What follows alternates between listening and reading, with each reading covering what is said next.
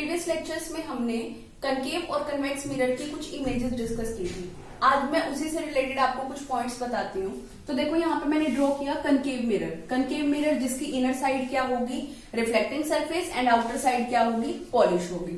अब देखो कोई भी लाइट रेज आ रही हैं, तो ये लाइट रेज जैसे ही आके मिरर पे स्ट्राइक कर रही हैं, आफ्टर रिफ्लेक्शन मिरर इसको क्या कर देता है, एक पॉइंट पर इकट्ठा कर देता है, मीट करवा देता है एक पॉइंट पर। तो अब हमने तीन तरीके की बीम ऑफ लाइट पढ़ी थी। एक पढ़ी थी parallel beam of light, second one is convergent, and third one is divergent beam of light. तो देखो ये जो कनकेव मिरर है ये हमेशा क्या करता है, लाइट रेज को एक पॉइंट पे कन्वर्ज कर देता है, इसीलिए हम इसको कन्वर्जिंग मिरर भी बोलते हैं।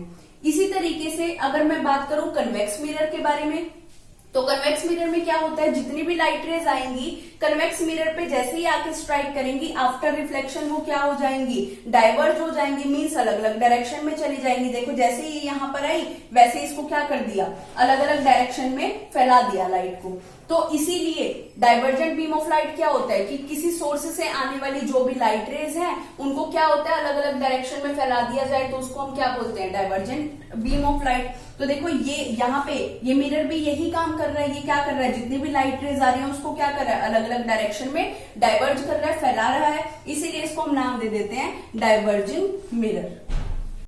अब हम बात करते हैं यूजेस ऑफ कनकेव मिरर कि कनकेव मिरर को हम कहाँ पर यूज करते हैं। तो देखो सबसे पहले dentist used concave mirror to see large image of teeth of patient. Patient के टीथ को देखने के लिए डेंटिस्ट इसी मिरर का यूज करते हैं। ऐसा क्यों किया जाता है, इस मिरर को यूज इसलिए किया जाता है क्योंकि कनकेव मिरर जो है वो एक कन्वर्जिंग मिरर है, जितनी भी लाइट रेज होंगी उनको एक पॉइंट पर कन्वर्ज कर देगा। तो इसलिए क्लियर इमेज देखने के लिए हम कनकेव मिरर को यूज करते हैं। नेक्स्ट आ जाता है second, concave mirror are used as a reflector in table lamps, solar cooker, search light and vehicle headlight. तो एज ए रिफ्लेक्टर के रूप में भी हम यूज करते हैं टेबल लैंप के अंदर, सोलर कुकर, सर्च लाइट और व्हीकल की हेडलाइट के अंदर। थर्ड है हमारे पास इसका use, concave mirror are used as a shaving mirror to see a large image of the face. तो अपने फेस की लार्ज इमेज देखने के लिए भी हम क्या करते हैं, कनकेव मिरर को यूज करते हैं। रिपीट करते हुए एक बार, जो भी डेंटिस्ट होते हैं वो पेशेंट के टीथ को देखने के लिए इस मिरर को यूज करते हैं। Second, as a reflector use किया जाता है टेबल लैंप के अंदर, सोलर कुकर के अंदर, सर्च लाइट के अंदर और व्हीकल की हेडलाइट के अंदर। एज ए शेविंग मिरर भी इसको यूज किया जाता है ताकि हम अपने फेस की लार्ज इमेज देख सकें। नेक्स्ट है यूजेस ऑफ कन्वेक्स मिरर। अब हमें पता है कन्वेक्स मिरर को हम डाइवर्जिंग मिरर भी बोलते हैं क्योंकि ये लाइट को क्या कर देता है, डाइवर्ज कर देता है। तो इट मीन्स वाइडर व्यू के लिए हम इसको यूज करते हैं ऑलमोस्ट। तो देखते हैं इसके यूजेस क्या क्या हैं। तो देखो एक convex mirror is used as a reflector in street lamp. Street lamp के अंदर एज ए रिफ्लेक्टर इस मिरर को यूज किया जाता है ताकि जितनी भी लाइट रेज आए इस मिरर से टकराने के बाद डाइवर्ज हो जाएं और ज्यादा एरिया में हम लाइट को प्रोवाइड करवा सकें, इसलिए हम स्ट्रीट लैंप के अंदर कन्वेक्स मिरर को यूज करते हैं। सेकेंड यूज क्या है हमारे पास, convex mirror is used as a side mirror in truck, cars, scooters for looking behind the vehicle. Wider area अगर हमें देखना है और साइड मिरर के रूप में इसको यूज किया जाता है, पीछे के एरिया को देखने के लिए हम इसको यूज करते हैं ट्रक, कार्स और स्कूटर के अंदर। दोबारा से रिपीट करती हूँ एक बार, स्ट्रीट लैंप में इसका यूज किया जाता है एज ए रिफ्लेक्टर ताकि हम ज्यादा जगह पर लाइट प्रोवाइड करवा सकें। सेकेंड, हम इसको यूज करते हैं as a side mirror truck के अंदर या किसी भी व्हीकल के अंदर ताकि हम बैक साइड के जितने भी व्हीकल्स हैं उनको हम इजिली देख पाए। नेक्स्ट अब हम बात करते हैं मिरर फॉर्मूला के बारे में। अगर मैं बात करूं मिरर फॉर्मूला कनकेव के लिए या कन्वेक्स के लिए, दोनों मिरर के लिए मिरर फॉर्मूला क्या रहेगा, सेम। तो यहाँ पे मैंने ड्रॉ किया कनकेव मिरर जिसकी इनर साइड क्या है, reflecting surface, and outer side क्या है, पॉलिश्ड है। अब इस कर्व्ड सरफेस का मिड पॉइंट क्या होता है, पोल, जिसको मैंने डिनोट कर दिया P से। उसके बाद ये किसी स्फीयर का एक पार्ट होगा जिसका कुछ ना कुछ सेंटर होगा और उसको हम बोलते हैं सेंटर ऑफ कर्वेचर, तो मैंने डिनोट कर दिया C। अब पोल, सेंटर ऑफ कर्वेचर और पोल के बीच का मिड पॉइंट क्या होता है, फोकस। तो ये सारी बातें अभी तक आपको पता है।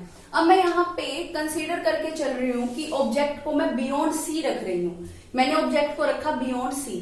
कोई एक ऑब्जेक्ट है ए बी, उसको मैंने बियॉन्ड सी रखा। अब हम इमेज फॉर्मेशन कर चुके हैं कनकेव मिरर के बारे में। तो उसमें हमने पढ़ा था जब भी ऑब्जेक्ट को बियॉन्ड सी रखा जाता है तो इमेज सी और एफ के मिड में बनती है और उसका साइज कैसा होता है, स्मॉल। तो यहां पर इसका साइज क्या है, स्मॉल। तो अब देखो यहां पे पोल और ऑब्जेक्ट के बीच का जो डिस्टेंस होगा उसको हम डिनोट करते हैं यू से। तो पोल और ऑब्जेक्ट के बीच के डिस्टेंस को हम डिनोट करते हैं किससे, यू से डिनोट किया जाता है।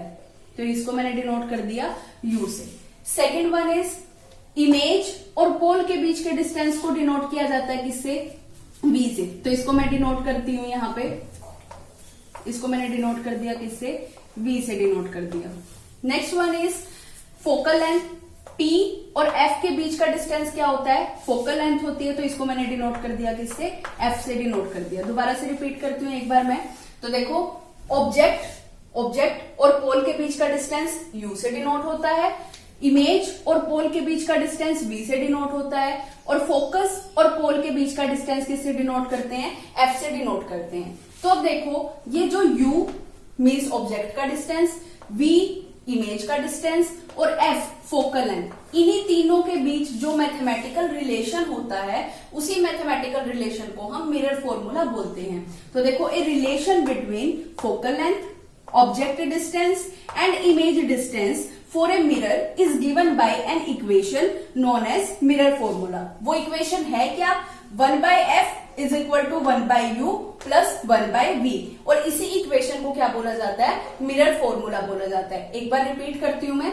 देखो यहां पर ये हमने कोई एक मिरर लिया कनकेव, इसकी जगह आप कन्वेक्स भी ले सकते हो, उसमें भी सेम इसी तरीके से समझाया जाएगा। तो देखो हमने एक कनकेव मिरर लिया, हमने क्या किया, ऑब्जेक्ट को रखा बियॉन्ड सी। तो इमेज कहां पर बनेगी, सी और एफ के बीच में, और स्मॉल साइज की बनेगी। अब देखो ऑब्जेक्ट और पोल के बीच के डिस्टेंस को हमने डिनोट किया यू से, इमेज और पोल के बीच के डिस्टेंस को मैंने डिनोट किया वी से, फोकस और पोल के बीच के डिस्टेंस को मैंने डिनोट किया किससे, एफ से। अब ये जो यू है ऑब्जेक्ट का डिस्टेंस, वी इमेज का distance and f focal length, इन सब के बीच मैथमेटिकल रिलेशन को हम क्या बोलते हैं, मिरर फॉर्मूला। और वो मैथमेटिकल रिलेशन है क्या, 1/f is equal to 1/u plus 1/v। Next अब हम बात करते हैं मैग्निफिकेशन। तो मैग्निफिकेशन क्या होता है, किसी ऑब्जेक्ट को एनलार्ज या स्मॉलर करके दिखाने की एबिलिटी को हम क्या बोलते हैं, मैग्निफिकेशन। तो अब देखो ये मैंने एक कनकेव मिरर लिया, अब मैंने ऑब्जेक्ट ले लिया कोई ए बी, इसको मैंने रख दिया कहां, सी और एफ के बीच में। जैसे ही इससे निकलने वाली लाइट रेज रिफ्लेक्ट बैक होकर जहां पर मीट करेगी वहीं पर क्या बनेगी, इमेज। तो हमने इमेज फॉर्मेशन में किया भी है कि जब ऑब्जेक्ट को सी एंड एफ के बीच में रखा जाता है तो इमेज कहां बनती है, बियॉन्ड सी बनती है, और उसका साइज कैसा होता है, एनलार्ज होता है। तो देखो यहाँ पे ए डैश बी डैश क्या है, इमेज के बारे में बता रहा है आपको। तो अब देखो, तो इस मिरर ने क्या किया, ऑब्जेक्ट को एनलार्ज कर दिया। तो इसी एनलार्ज करने की एबिलिटी या किसी ऑब्जेक्ट को स्मॉलर दिखाने की एबिलिटी को ही हम क्या बोल रहे हैं, मैग्निफिकेशन बोल रहे हैं। अब यहाँ पे देखो ये जो ऑब्जेक्ट की हाइट है, इस ऑब्जेक्ट की हाइट को डिनोट किया जाता है किससे, एच से डिनोट किया जाता है। इसको मैं डिनोट कर रही हूं किससे, एच से। अब ये जो इमेज है, इस इमेज की हाइट को किससे डिनोट करेंगे, एच डैश से डिनोट करेंगे। इसको मैंने डिनोट कर दिया किससे, एच डैश से डिनोट कर दिया। तो अब देखो मैग्निफिकेशन क्या होता है, रेशो होती है height of image and height of object की। तो देखो the magnification produced by a mirror is defined as the ratio of the height of image, जिसको मैं किससे डिनोट कर रही थी, एच डैश से डिनोट कर रही थी, to the height of object, जिसको मैं किससे डिनोट कर रही हूं, एच से। तो ये रेशो होती है height of image and height of object की रेशो। तो मैग्निफिकेशन का फॉर्मूला, इसको हम डिनोट करते हैं स्मॉल एम से। मैग्निफिकेशन को डिनोट किया हमने किससे, स्मॉल एम से। रेशो होगी height of image H dash, height of object H. तो इसको हम इस तरीके से भी लिख सकते हैं, small M is equal to H dash by H. Magnification का फॉर्मूला क्या था, m is equal to H dash by H. अब जो m है वो पॉजिटिव भी हो सकता है और नेगेटिव भी हो सकता है, और ये डिपेंड किस पे करेगा, नेचर ऑफ इमेज पे डिपेंड करेगा कि इमेज का नेचर कैसा है। तो देखो इफ m इज पॉजिटिव, अगर m पॉजिटिव है तो इमेज कैसी होगी, इरेक्ट होगी, और अगर m नेगेटिव है तो इमेज कैसी होगी, इन्वर्टेड होगी, मीन्स उल्टी बनेगी। तो देखो दोबारा एक बार, मैग्निफिकेशन जो होती है वो पॉजिटिव भी हो सकती है, नेगेटिव भी हो सकती है। डिपेंड किस पे करेगा? नेचर ऑफ इमेज पे डिपेंड करेगा। अगर m की वैल्यू पॉजिटिव आई, इसका मतलब इमेज कैसी होगी? इरेक्ट होगी। और अगर m की वैल्यू नेगेटिव आती है तो इमेज कैसी होगी? इन्वर्टेड होगी। तो अब देखो, the magnification m is also related to the object distance u and image distance v।